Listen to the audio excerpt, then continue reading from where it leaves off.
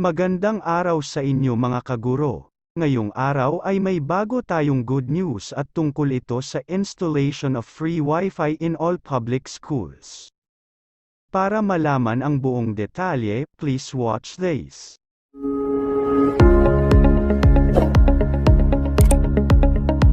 Installation of free Wi-Fi in all public schools. Installation of free Wi-Fi in all public schools. Senator Sherwin Gatchalian calls to speed up the installation of free Wi-Fi in all public schools nationwide, stating that only 860 or 1.8% of the 47,421 state-funded institutions are connected. Senate Bill No. 383, or the Digital Transformation in Basic Education Act, will intensify the building of the national infrastructure for information and communications technology. The measure will mandate the National Telecommunications Commission to identify locations for the construction of telecommunications tower sites.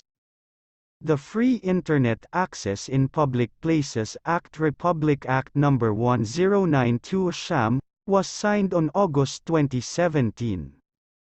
Vice President and Department of Education DepEd Secretary Sara Duterte also called for free internet in all public schools.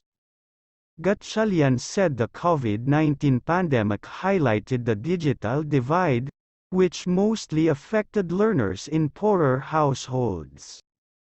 Under his bill, the Department of Science and Technology will assist DepEd and the Department of Information and Communications Technology.